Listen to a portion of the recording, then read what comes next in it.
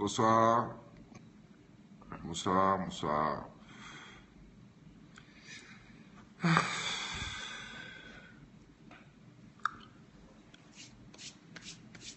Bon, j'ai des révélations très importantes à faire. J'espère que cette vidéo sera diffusée largement, tout simplement les amis, parce que les deux protagonistes de cette histoire ne veulent surtout pas que ce que je vais vous dire, que ce que je vais vous raconter maintenant soit diffusé. D'accord ? Quelque chose de très important au sujet de Paul-Éric Blanru, qui est un soi-disant mec qui se prétend historien alors qu'il a simplement une licence d'histoire et qui est aujourd'hui écrivain, qui fait partie de la mouvance négationniste, qui est un ancien pote de Forisson, mais Forisson l'a traité de tafiole parce que Paul-Éric Blanru ne veut plus assumer. Et à côté de ça, il y a Yann Moix, qui est chroniqueur, vous le connaissez. Tout le monde sait, enfin beaucoup savent dans le milieu d'extrême droite que Yann Moix a préfacé l'écrivain Paul-Éric Blanru dans Anthologie de propos contre les Juifs. Et ça a été publié chez Contre-Culture, donc chez Soral. D'accord ? Ça, les gens d'extrême droite le savent. Si vous tapez sur Google, sur YouTube, vous allez sur YouTube et vous tapez Yann Moix Blanru, la première vidéo, la deuxième vidéo, c'est Yann Moix s'enfuit quand on le questionne sur sa préface du livre de Paul-Éric Blanru. Mais qu'est-ce qui lie, à part ça, Paul-Éric Blanru et Yann Moix ? Une histoire sulfureuse, les amis. Sur la tête de ma mère, un truc incroyable que vous ne pouvez pas imaginer. En réalité, Paul-Éric Blanru, je vais vous donner des preuves et beaucoup de choses.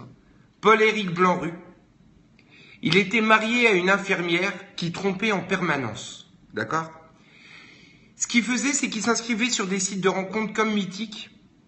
Et là, avec Yann Moix, tous les deux, ils cherchaient des filles sur Mythique et compagnie, des filles en perte de repère, des filles faibles, d'accord ? Des filles qui avaient des soucis, qui étaient à un moment dans leur vie, qui étaient fragiles. Et il les testait pendant 5-6 jours pour voir si elles étaient vraiment fragiles, etc., etc. Et ensuite, il leur faisait signer des contrats de soumission. Écoutez bien ce que je vais vous dire, c'est assez incroyable. Je vous assure, c'est une révélation de fou, personne ne le sait, et j'ai les preuves de tout ça. Il attrapait des jeunes filles désespérées, il faisait signer des contrats d'esclavage, les deux, et ils emmenaient les filles dans les banlieues faire des tournantes. Parce que le fantasme de Paul-Éric Blanru, et sur la tête de ma mère, tu peux nier, tu peux faire ce que tu veux, j'ai tout sur toi. J'ai les preuves de ce que j'avance. Paul-Éric Blanru, ce nazi d'extrême droite, il a pour fantasme d'attraper des filles et de les réduire à néant. Il les amenait dans les banlieues et elles se faisaient baiser par des racailles de cité, c'est ça qui le fait bander. Ensuite, il y avait une deuxième étape. Alors déjà, ce qu'il faut savoir, c'est qu'une fois qu'elle avait signé le contrat de soumission, lui, il disait à la fille, bon, qu'est-ce que tu veux vraiment pas faire ? Quels sont tes tabous ? Et par exemple, la fille répondait le pluralisme. Et directement, le jour même, une fois qu'il avait signé le contrat de soumission, il l'amenait de force faire la chose qu'elle voulait pas. Si par exemple, elle voulait pas faire, je sais pas, la sodomie, la première chose qu'il faisait, c'est la faire enculer par toute une pile de personnes. Au bout d'un certain moment, quand elles sont déjà détruites psychologiquement, il les ramenait sur Paris, dans des appartements qui étaient prêtés par des amis de Yann Moix, qui lui-même participait à toutes les fêtes, d'accord ? Et quand la fille, tout ça, ça durait plusieurs mois, d'accord ? Et ils invitaient la fille, ils la mettaient en laisse dans l'appartement, et ils faisaient venir tous ses copains pour qu'ils la baisent. Il y en a une fois, qui a été obligée de sucer un noir qui était accusé qui avait purgé une peine pour meurtre. Lui, c'est ça, Blanru, qui le fait bander, c'est de voir la fille qui est mal et désespérée et mal en point. Lui, il prend son pied quand la fille, elle est poussée à bout. C'est un pervers sexuel qui détruit des jeunes filles. Et Yann Moix, ça a été son compère dans la destruction des jeunes femmes. D'accord?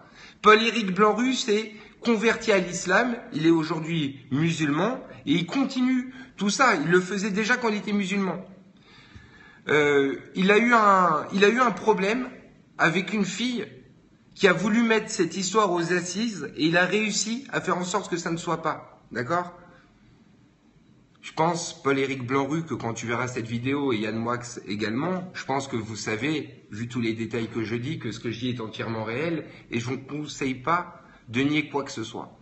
Il faisait partie du cercle zététique, Paul-Éric Blanc-Rue. C'était des démystificateurs, des gens qui essayaient de casser les légendes, etc. Et il s'est servi de ces gens-là pour, soi-disant, démystifier la Shoah. Il a écrit pour une revue qui s'appelait la revue Historia. Il a publié beaucoup de livres qui sont sortis chez Soral et Flammarion. Et une des filles, donc celle qui a voulu porter plainte, il a forcé à sucer, comme je l'ai dit, un mec qui est condamné pour meurtre. Et il faut savoir qu'il a dit que lui, quand il prenait son pied, c'est quand la fille, elle était suicidaire. À ce moment-là, il la lâche. Tu vois, quand elle a tout perdu, quand elle s'est pris des bites dans le cul depuis 3 mois, qu'il a fait violer par tous ses copains, qui lui ont fait les pires choses, qui l'ont humilié, qui l'ont craché dans la bouche.